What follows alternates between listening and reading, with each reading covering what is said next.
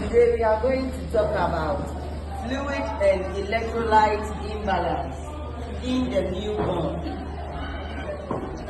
Okay, so to start with, I want us to review the normal physiological process of the newborn in maintaining homeostasis.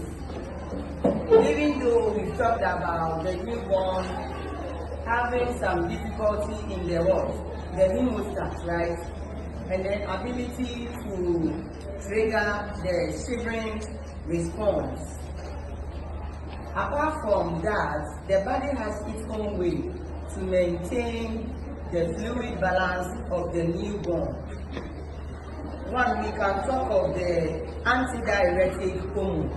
When we talk of diuretic, it's a hormone that causes what? A lot of fluid through the normal route of what? Urination, right?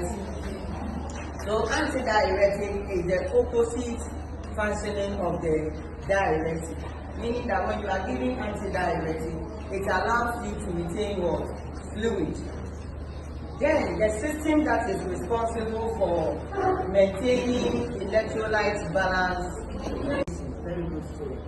Okay. So in the newborn, this RAS system is not functioning effectively. Or the normal way that we use is that it is still what? Going through some development. You know, in the newborn, all organs are not fully mature. That is what you must take note of. All organs are not fully mature.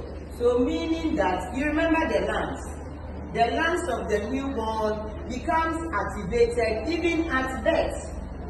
So it's like a newborn that is trying to walk compared to a newborn that has walked for, compared to a child who is trying to walk compared to another child that just began to walk. The one who has walked for more than 1 year has stronger what?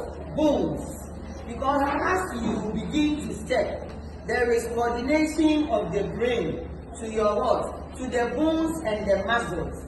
The muscles are able to function effectively when you use the legs. That is why a child that is always lying down, refusing to walk, normally has what?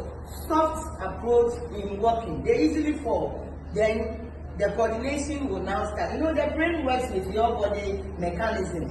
So whatever you do, and even as adults, when we stay immobile for a long time, when you try to walk, what happens? There is some difficulty before you can maintain your posture. That is how it is. So this newborn lungs is already inactive during fetal development and began to be active at birth. Now the same lungs is responsible for activating the